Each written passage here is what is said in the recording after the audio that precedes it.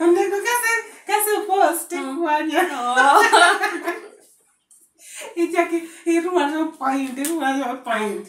Kanyinde kwela. Haya. Sawa.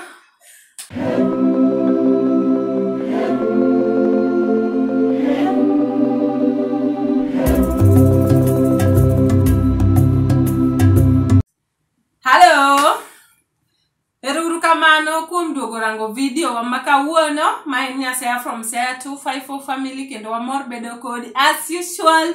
Kaseneno ka viewers omor takelo wendo mgeni akuje mwenyeji apowi. Ana hero welo to naneno ka un bende wero welo. Koro kawuono pichaka kelo nu wendo dendrie. Okay. Amoso ute aparo no ngima aniluonga ni Mercy from Asumbi TV, nyayuda Asumbi TV kata Dinasi family. Yes, koro ka isebedo kani chako ranga from Asumbi TV kuchocho. Sasa madhi Asumbi to ene madhiga ire. Koro kawuono akele ka e hot seat. Mondo wagoye mbaka matin, wawuo matin, wapuonjre, ma ena continuation mar rito udi episode. Koro gima kawuono wadawuo ine nang'ocha. Weche hera. Wero weche hera inya. Weche hera gin weche mabeyo, kendo aseneno ka viewers moko ywagre piny kanyo ni poko yuto, nyiri mabeyo tinde onge, true love kata hera mar adier tinde onge. Koro magi gik ma wadwa wacho kawuono. To as usual awachoga ni magi gin opinions magwa, ng'ato ka ng'ato nigi opinion mare, koro mane gimowuoye. Koro kaka in Mercy, biyie ni nitiere hera mar adier. Hera mar adier nitiere, kiyudo mana ng'ama oheri kaka ihere. Pole. Koso weche hera mosechako choki. Mosechako choka. Kiyudo ng'ama oheri maber, to life dhi adhiya maber. Nitie jomoko wuondi awuonda, to nitiere true love.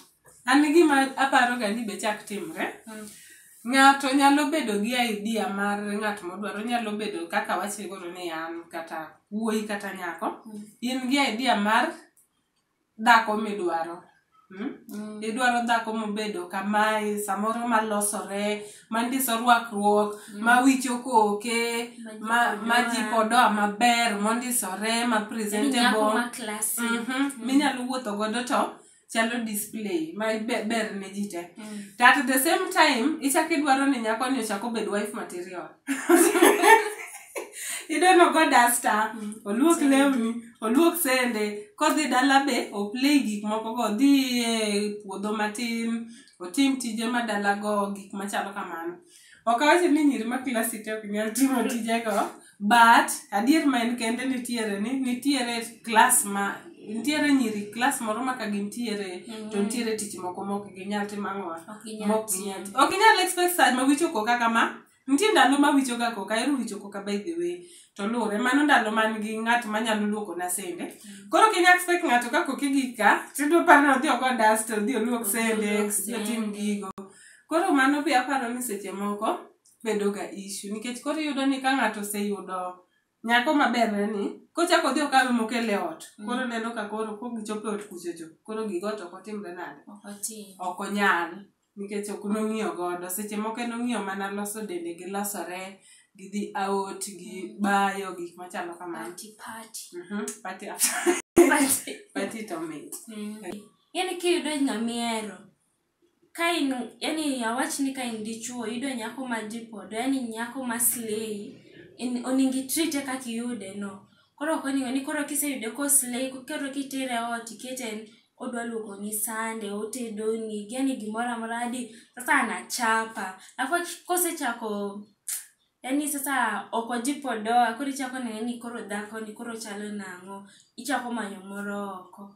So kiyudo mano, i-maintain kaka eno, kata koluoko sande no, ing'ise ni oluoka sande lakini kuna part ya kujipodoa. Bas, very important. Kanyo tan bayie kodi.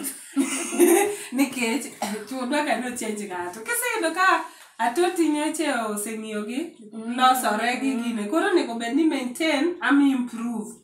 Ok iduoke ground ma koro en t-shirt, gi leso emotweyo wiye be koro kosoki dera ole koro olich makata mana suche ok nen kaso nyiri be ng'eny kabisa kaw minyalo afford kiki MI midhi tikawo nyako ma too expensive mokinyal maintain kasi idhi tiwacho ni nyiri tindo hero pesa drain pesa na motieko kia nyako ni timore nade dhi adhiya to kiseneno ni manyalo afford to kaw to kokinyalo afford to werigo. In fact jomoko be koro goga kwano mariek idhi machipa is easier to maintain. Koro ng'eni kikaw machipa in terms of maintenance to mani ng'eni nyadhi dhi maintain emichak imiye mo but kik idhi mo kinyal mani bro keto nyathi manyako ne chode. Kasto kokidwa ketho ber mar nyako miyudo no kikele yot inya manyone kata ng'ato konye yot kanyo.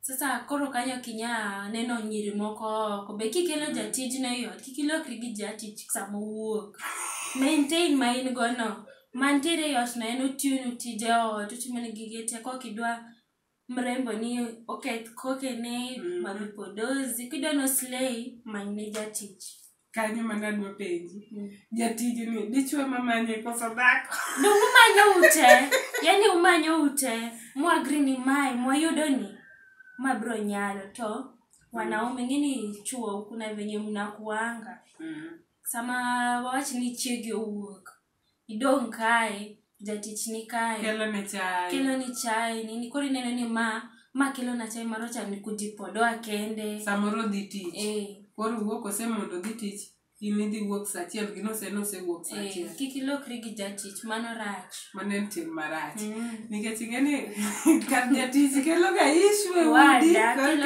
ketho gik mang'eny nikech seche moko kata kiyudo ni jatich isechich ing'e ng'ama dhako ng'eni wanto wachichi ga piyo nikech chuo mako yot ng'eni joma mone manitiere kaka wanyalo tugo game ma by the time mifwenyo to oselewo tok mon te to chuo to ng'ama koyot kabisa nikech they are so predictable kabisa okabinyisa kaka makudi pokudhu bedo careful